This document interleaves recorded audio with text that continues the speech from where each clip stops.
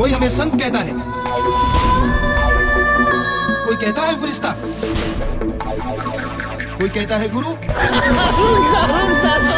कहता है भगवान, लेकिन हम तो हैं सिर्फ एक इंसान। चल झूठा। एक फिल्म में वो बाबा मैसेंजर ऑफ गॉड बनकर आया। भले ही उसे एक्टिंग का ए भी नहीं आता था, पर फिर भी पैसे के बल पर वो अपनी फिल्में बनाता भी था और उसकी फिल्में लोग देखने भी जाते थे। लेकिन देखने वही जाते थे जो उसके भक्त होते थे। भक्तों की आंख पर बाबा ने ऐसी पट्टी बांध रखी थी जिसे वो खुद उतार तो सकते थे, पर वो उसे उतार कर बाबा की सच्चाई देखना नहीं चाहते थे। लेकिन सच को छुपाना आसान नहीं होता। सत्य बाहर आने का रास्ता खुद ही ढूंढ लेता है। आप समझ गए होंगे, लेकिन चलिए मैं ही आपको बता देता हूँ कि हम आज बात कर रहे हैं गुरमीत राम रहीम के बारे में। इसलिए हमारे आज की वीडियो में आखिर तक आप जरूर बने रहिएगा। शुरुआत करते हैं और जब श्री गंगानगर से जहाँ के एक जमींदार मगहर सिंह के घर एक लड़के का जन्म होता है और उसका नाम गुरमीत रखा जाता है। गुरमीत पढ़ाई लिखाई में एवरेज से भी गया बीता था। कहते हैं कि कई बार क्लास में फेल भी हुआ, लेकिन जमींदार का लड़का था, रुपए पैसे की कमी नहीं थी। बचपन अबीरे में बीता। उस समय डेरा सच्चा सौदा के प्रमुख थे शाह सतनाम जी और गुरमीत के पिता मगहर सिंह अपने बेटे गुरमीत को लेकर डेरा सच्चा सौदा में आया जाया करते थे, जहाँ गुरमीत भी सेवा का काम किया करता था। गुरमीत का एक दोस्त गुरजन था। एक बार गुरजन के चाचा की लोग हत्या कर देते हैं और इसका बदला लेने के लिए गुरजन हत्यारे को मारकर जेल चला जाता है। मुझे उसकी मुलाकात कुछ खालिस्तानी अलगाववादी विचारधारा के लोगों से होती है और आगे चलकर उसकी भी विचारधारा अलगाववाद से इंस्पायर हो जाती है। जब गुर्जर की सजा पूरी होती है तो वो जेल से छूटकर वापस आता है तो वो देश के खिलाफ बंदूक उठा लेता है और एक खालिस्तानी आतंकवादी बन जाता है। गुरमीत डेरा सच्चा सौदा में ही काम करते करते बड़ा हो जाता है। आगे चलकर शाह सतनाम जी एक दिन घोषणा करते हैं कि वो अब डेरा सच्चा सौदा की कमान किसी और को देकर संन्यास ले लेंगे। शाह सतनाम के उत्तराधिकारी के तौर पर 3 नाम सामने आए, जिनमें से सबसे आखिरी का नाम गुरमीत का था। इसके आगे के 2 नाम डेरा में काम करने वाले 2 अन्य व्यक्तियों के थे। लेकिन हैरानी लोगों को तब होती है जब ये अपने से सीनियर 2 लोगों को छोड़कर शाह सतनाम के द्वारा डेरा सच्चा सौदा का अगला उत्तराधिकारी घोषित कर दिया जाता है। शाह सतनाम में गुरमीत सिंह को एक नया नाम भी दिया गया जो था हुजूर महाराज गुरमीत राम रहीम इंसा। लेकिन गुरमीत के डेरा सच्चा सौदा प्रमुख बनने के पीछे कुछ लोग दबी जुबान से जो बातें करते हैं, उसके अनुसार जब शाह सतनामी डेरा सच्चा सौदा के अगले प्रमुख की घोषणा और खुद के संन्यास की बात कही, तब गुरमीत सिंह ने अपने उसी खालिस्तानी दोस्त का सहारा लिया और शाह सतनाम पर इतना दबाव बनवाया गुरमीत को डेरा सच्चा सौदा का प्रमुख घोषित किया जा सके। इतना ही नहीं, उसने सौदा के अन्य दूसरे बड़े और प्रभावशाली लोगों पर भी दबाव बनाया और गुरमीत आगे चलकर डेरा सच्चा सौदा का मुखिया बन गया। लेकिन इनमें से कोई भी बात कभी साबित नहीं हो पाई और न ही इसका कभी कोई सबूत मिल पाया। गुरमीत जब डेरा सच्चा सौदा का प्रमुख बन गया, उसके पहले ही उसकी शादी हो चुकी थी और उसके 2 बच्चे भी थे। जबकि 2 व्यक्ति संत बनता है, वो घर गृहस्थी छोड़कर धर्म और अध्यात्म के रास्ते पर चलता है। लेकिन गुरमीत ने ये बात जाहिर नहीं होने दी। बाद में वो अपनी फैमिली के साथ डेरा सच्चा सौदा में ही रहने लगा। डेरा सच्चा सौदा में गुरमीत के पहले जो प्रमुख हुए थे, उन सभी ने एक आध्यात्मिक परंपरा का पालन किया। वो गरीबों की मदद किया करते थे, उन्हें नशे और दूसरी बुराइयों से दूर रहने का उपदेश दिया करते थे, धर्म का ज्ञान दिया करते थे। लेकिन बाबा रहीम के डेरा सच्चा सौदा की गद्दी संभालने के बाद बाबा का मतलब ही बदल गया।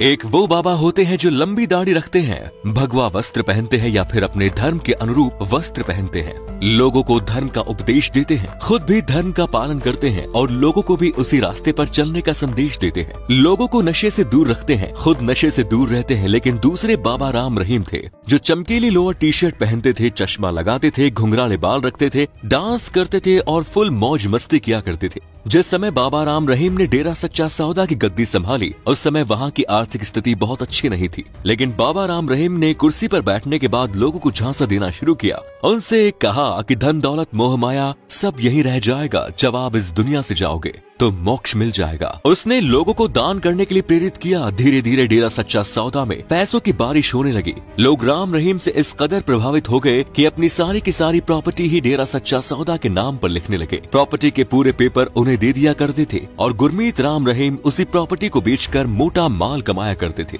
बाबा राम रहीम के सामने ऐशो आराम के सारे दरवाजे खुले थे। उनके भक्त उन्हें पैसे दे रहे थे। अंध भक्त महिलाएं अपना तन मन धन सब समर्पित करने को तैयार थी। बाबा राम रहीम ने डेरा सच्चा सौदा के नाम से अलग अलग जगह पर आश्रम खोले और दूसरी जगहों पर भी अपनी जमीनें खरीदी, प्रॉपर्टी बनाई। इसके अलावा देश दुनिया के दूसरे कोनों में भी इसने अपने आश्रम बनाए जहाँ भक्तों की भीड़ लगती थी और उनके चेले चपाटी भक्तों को बेवकूफ बनाने का धंधा किया करते थे। वो भक्तों से चंदा वसूला करते थे। बाबा राम रहीम ने कई स्कूलें भी खोले और इन तमाम जगहों से बाबा राम रहीम अपने भक्तों के जरिए जो पैसा इकट्ठा करता था, कहते हैं कि उसकी पर डे 1 रुपए की कमाई होती थी। आगे चलकर आश्रम का सिस्टम कुछ ऐसा बन गया कि लोग आश्रम में ही रहने लगे। आश्रम में रहने वाले लोग राम रहीम को पिताजी या फिर पापा जी कहकर बुलाने लगे। राम रहीम के ही एक स्कूल में प्रियंका तनेजा नाम की लड़की पढ़ने के लिए आई। धीरे धीरे बाबा की नजर इस पर पड़ी और ये भी बाबा के करीब आती गई। इसके बाद बाबा की 2 बेटियां और प्रियंका तनेजा इन बाबाज एंजल कहा जाने लगा। धीरे धीरे प्रियंका तनेजा और बाबा के बीच के संबंध इतने गहरे हो गए कि प्रियंका तनेजा हनीप्रीत बन गई और बाबा की बात डेरा सच्चा सौदा में नंबर 2 बन गई। लोग बाबा और हनीप्रीत के बीच के संबंधों को लेकर भी बात करने लगे। आगे चलकर हनीप्रीत की शादी हुई, लेकिन जिस लड़के से हनीप्रीत की शादी हुई उसने इस बात का इल्जाम लगाया कि शादी के बाद भी हनीप्रीत उसके साथ कमरे में नहीं रहती, वो बाबा के साथ थी। उसने बाकायदा पुलिस में FIR भी दर्ज कराई कि हनीप्रीत और बाबा के बीच नाजायज संबंध है। लेकिन हनीप्रीत ने उल्टा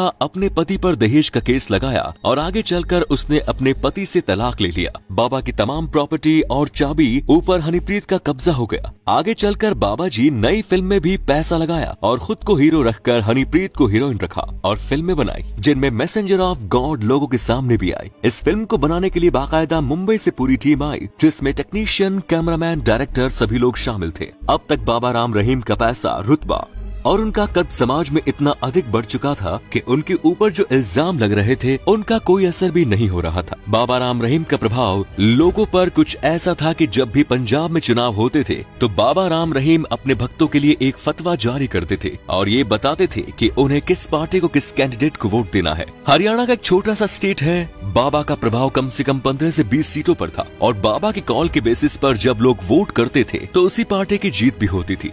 तो बाबा कभी बीजेपी तो कभी कांग्रेस को जिता दिया करता था। यही वजह थी कि अब बाबा के दरबार में बड़े बड़े नेता भी हाजिरी लगाने लगे और बाबा के आगे मत्था टेकने लगे। अब तो बाबा को लगने लगा कि वो खुद ही भगवान है। इसके बाद सिरसा में बाबा के स्कूल और कॉलेज, इसमें जो लड़कियां पढ़ती थी, बाबा की नजर उन पर खराब हो गई। वो धोखे से उन लड़कियों को अकेले में बुलाने लगा और इन लड़कियों को बुलाने के लिए उन्होंने बाकायदा एक ऐसी गुफा का निर्माण कराया जो बहुत ही गुप्त है। लड़कियों को ये कहकर बुलाया जाता था कि पापा जी तुम्हारे सारे पाप दूर कर देंगे और हकीकत में गुरमीत उन लड़कियों के साथ रेप किया करता था। जो लड़की इस काम के लिए सीधे सीधे नहीं मानती थी तो उसको डराया धमकाया जाता था, यहाँ तक कि उसे माता पिता और फैमिली मेंबर्स को जान से मार देने की भी धमकी दी जाती थी। इन्हीं लड़कियों में से 2 लड़कियों की कहानी फरवरी 2002 में उस वक्त लोगों के सामने आई जब कुरुक्षेत्र में लोगों के घरों में गुमनाम पत्र पहुंचे और इन पत्रों को प्रधानमंत्री अटल बिहारी वाजपेयी, हरियाणा हाईकोर्ट के चीफ जस्टिस और मीडिया के कुछ लोगों के नाम पर लिखा गया, जिसमें लड़कियों ने बाबा राम रहीम का पूरा कच्चा चिट्ठा खोल कर रख दिया। बाबा उन लड़कियों से कितने बेशर्मी और दबाव के साथ पेश आता था, ये बात उस खत में लिखी हुई थी। उसी क्षेत्र में एक व्यक्ति था बलवंत सिंह, जो कि छोटा मोटा नेता था। उसके हाथ में जब ये लेटर लगा तो उसने इस लेटर की फोटोकॉपी कराकर आसपास के क्षेत्रों में बांटना शुरू किया। ये लेटर की फोटोकॉपी हिसार भी पहुंची और वहाँ एक छोटा सा अखबार निकलता था। उस अखबार के संपादक ने पूरी की पूरी चिट्ठी अपने पेपर में छाप दी। इसके बाद ये जानकारी डेरा सच्चा सौदा के लोगों को भी लगी कि किस तरह का एक पत्र है जिसे बलवंत सिंह नाम का एक व्यक्ति लोगों में बांट रहा है। बाद में डेरा सच्चा सौदा के लोगों ने उसके ऊपर हमला किया और उसके बाद अपनी जान बचाने के लिए बलवंत सिंह वहां से गायब हो गया। मई 2002 में गुमनाम लिफाफे में वही चिट्ठी हरियाणा पंजाब हाईकोर्ट के चीफ जस्टिस के नाम पर उनके घर पहुंची। इस खत को पढ़ने के बाद चीफ जस्टिस ने डेरा सच्चा सौदा की जांच करने के लिए हिसार के डिस्ट्रिक्ट सेशन जज को आदेशित किया और रिपोर्ट हाईकोर्ट में तलब की। तत्कालीन डिस्ट्रिक्ट एंड सेशन जज MS सुलर साहब ने जांच करने के बाद जो रिपोर्ट हाईकोर्ट को सौंपी उसमें उन्होंने इस मामले में सच्चाई होने की बात तो लिखी, पर उन्होंने ये कहा कि डेरा सच्चा सौदा के गर्ल्स हॉस्टल तक वो पहुंच नहीं पाए, उन्हें जाने नहीं दिया गया। इसीलिए इस मामले की जांच किसी सेंट्रल एजेंसी के माध्यम से कराई जानी चाहिए। इसके बाद 24 सितंबर 2002 को हाईकोर्ट एक आदेश जारी करता है जिसमें इस मामले की जांच CBI को करने के लिए कहा गया। 12 दिसंबर 2002 को सीबीआई ने चंडीगढ़ में इस मामले में केस दर्ज करके जांच शुरू की, लेकिन बाबा राम रहीम ने हाईकोर्ट से स्टे लेकर इसकी जांच को कुछ समय के लिए रुकवा दिया। इसके बाद सीबीआई ने बाबा राम रहीम के आश्रम से निकली लगभग 200 लड़कियों से बात की। उन्होंने सच्चाई को स्वीकार तो किया, लेकिन समाज के डर से, बदनामी के डर से कोर्ट में जाकर बयान देने को तैयार नहीं हुई। बड़ी मुश्किल से 18 महिलाएं तैयार हुई, लेकिन फाइनली कोर्ट तक केवल 2 ही लड़कियां पहुंची और उन्होंने बयान दिया। उनके बयान के आधार पर सीबीआई ने बाबा राम रहीम के खिलाफ जुलाई 2007 में बलात्कार और दूसरी धाराओं में केस दर्ज किया और अदालत में चार्जशीट पेश की। 6 सितंबर 2008 को स्पेशल सीबीआई कोर्ट ने बाबा राम रहीम के खिलाफ इस मामले को एक्सेप्ट किया और सीबीआई को आगे की कार्रवाई के लिए परमिशन दी। इसके बाद सीबीआई कोर्ट ने बाबा राम रहीम को लगभग 16 बार कोर्ट में बुलाने की कोशिश की, लेकिन बाबा राम रहीम ये कहकर कोर्ट नहीं पहुंचे कि उनके कोर्ट आने पर उनके समर्थक हिंसक हो जाएंगे। फाइनली 25 अगस्त 2017 को पंचकुला की कोर्ट ने बाबा राम रहीम के मामले में फैसला सुनाने का दिन तय किया।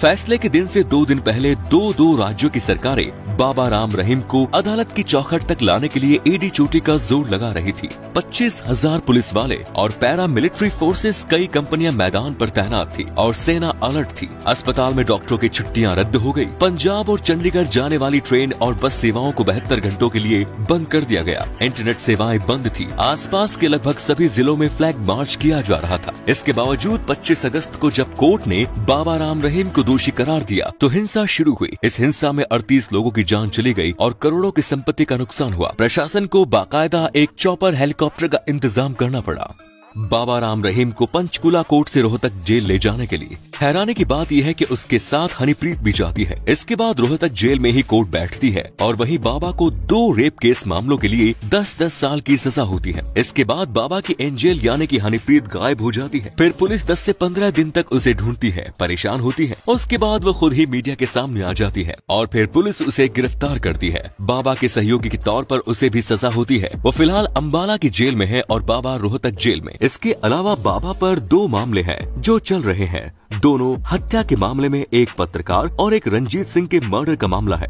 इसके अलावा बाबा के डेरा सच्चा सौदा में रहने वाले 400 लोगों ने उन पर आरोप लगाया है कि बाबा ने उन्हें ऑपरेशन करके नपुंसक बना दिया। इस मामले में भी फैसला आना बाकी है। तो उम्मीद है वीडियो आपको पसंद आई होगी। फिर मिलेंगे नई वीडियो में, तब तक के लिए जय हिंद, जय भारत।